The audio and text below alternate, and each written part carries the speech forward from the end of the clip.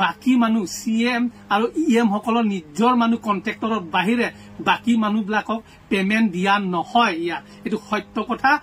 সত্য কথা দিয়া নহয় সেই কাৰণে ইয়াত কাৰ্বি আংলঙত আজি তাৰিখত ইমান যে নাটনি হৈছে টকা পইচা হেতু ইয়াত থকা মানুহবিলাকে গম পায় গতিকে এই কথাটো অসমৰ মুখ্যমন্ত্ৰীয়ে এইখিনি চালি জাৰি চাব লাগে এটো তদন্ত কৰিব লাগে বুলি মই ক'ব বিচাৰিছো আৰু সেইখিনিত মই কাৰণ বিচাৰি পাইছো যে হেতে যেটো হুৰু ঠিকাদাৰ নাই আৰু হুৰু ঠিকাদাৰ সকলক কিয় নাইকিয়া কৰিছে বুলি ক'লে মই জনাত হেতুৱে যে অকল ডিফু টাউনতে কেইটা বছৰমান 2 বছৰৰ ভিতৰত কম হলো 150 কোটি কাম আৰম্ভ কৰি শেষ কৰিলে তাকো chief minister special package grant in এডৰ পৰা শেষ কৰা হৈ গল তাৰ 1 বছৰৰ পিছত ইয়াত কাচে কনষ্ট্ৰাকচন নামত 2 কোটি টকা ডিফু টাউন এৰিয়াত ৰিপেয়াৰিং আৰু কাচে কনষ্ট্ৰাকচনৰ নামত ডিফু এৰিয়াত 1 কোটি উচৰাউচৰি 99,98,000 এই ৰিপেয়াৰিং এইটোৱে কাগজ যে তেখেতৰ নামতে দিয়া হৈছে এই ফাৰ্মৰ নামত গতিকে হেতুত CMৰ কাণ্ড হেতুত মই অসমবাসী তথা কাৰ্বি আংলং ৰাজ্যক জনাই দিছো আৰু অসমৰ মাননীয় মুখ্যমন্ত্ৰী হিমন্ত বিশ্ব শৰ্মা দেৱকো এই কথা অৱগত কৰিছো সেই কাৰণে হুৰুৰা ঠিকাদাৰ নাইকিয়া কৰিছে আৰু ইয়াৰ বাহিৰে আৰু তেখেতৰ ভাতৃ ৰবিৰাম ৰহাং নামতো 8 কোটি টকা 8 crores 98 lakhs তাৰমানে 9 কোটি উচৰাউচৰি তাকো ৰিপেয়াৰিং ডিফু টাউন ৰিপেয়াৰিং তাৰমানে কি 2022 চনত কাচে কনষ্ট্ৰাকচনৰ পৰা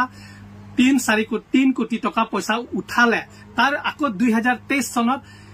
চনত ৰবিৰাম ৰহাং ইংলং এন্টাৰপ্ৰাইজৰ নামত 9 কোটি টকা উঠালে গতিকে 2-1 বছৰ ৰিপেয়াৰিং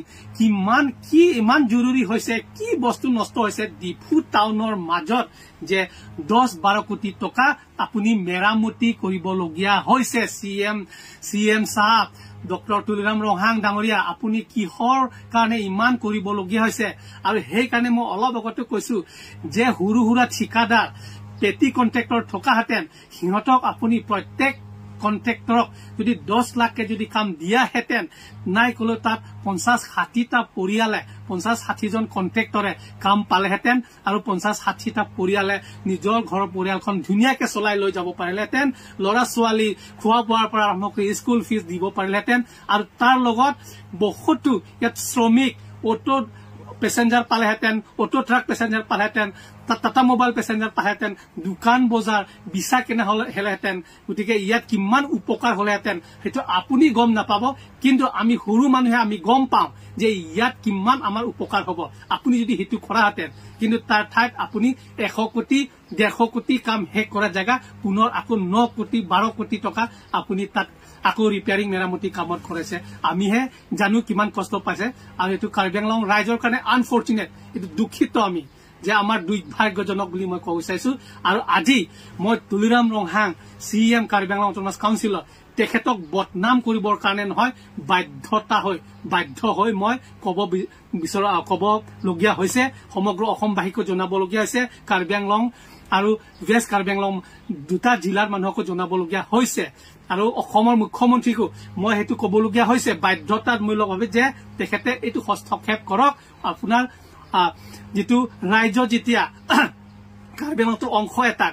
আসামৰ গতিকে আপুনি সকলোকে সমদৃষ্টি চাবৰ কাৰণে আপুনি তুলিৰাম ৰহাংক ইমিডিয়েট আপুনি এই এডভাইস দিয়ক আৰু সকলোকে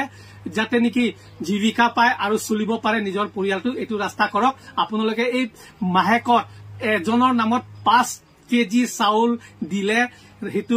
হেতু সাফিসিয়েন্ট যথেষ্ট নহয় তুলিৰাম ৰহাং ডাঙৰীয়া 5 কেজি চাউল দিলে যথেষ্ট নহয় পৰিয়ালটো চলিবলৈ কাৰণে গতিকে তাকো